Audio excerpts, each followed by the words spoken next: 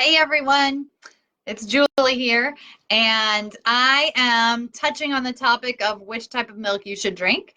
And the reason that I'm doing this is because this week I actually taught one of my new classes, which is called Cook to Thrive. And we did making a healthy start, which is mainly breakfast recipes. And so we talked a lot about breakfast and what types of foods you should have for breakfast and how to start your day off right. Um, and part of that is that I made a couple of different dishes that, of course, use milk. Typically, we think about cereal for breakfast in the morning, but these dishes were overnight oats and overnight chia, or I call it chia pudding. And so what you use with those is milk. And a lot of questions that I get at my class revolve around, well, which milk is the best? So I'm just going to touch on that topic today to keep things short and simple. So the first thing is that the milk that you use, if you're having cereal or making oatmeal or having some other kind of meal where you're counting milk as a protein source, then it should actually be a protein source. So you want to make sure you check those labels. Cow's milk is pretty much our standard. And so the amount of protein in cow's milk is 8 grams of protein per cup.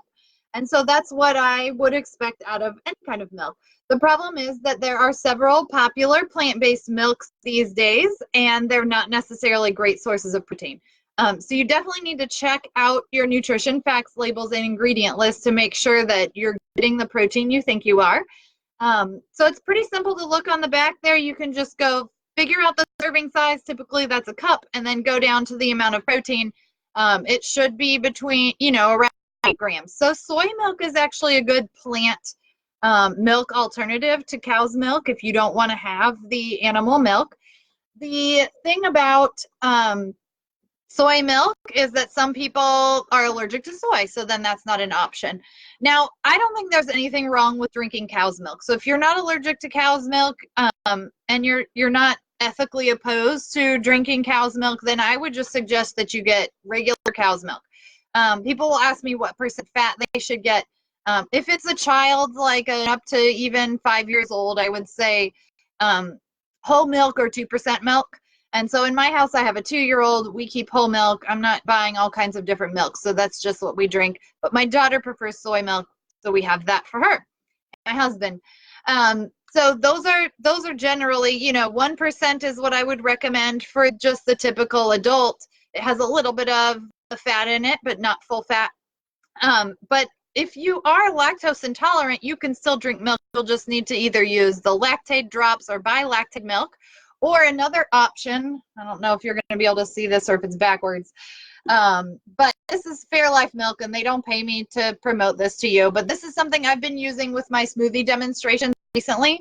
It is lactose free, and it comes in a variety of different, types of fat, but there's 13 grams per cup in their milk, which is a little added bonus over the regular cow's milk. So I do use this in my overnight oats.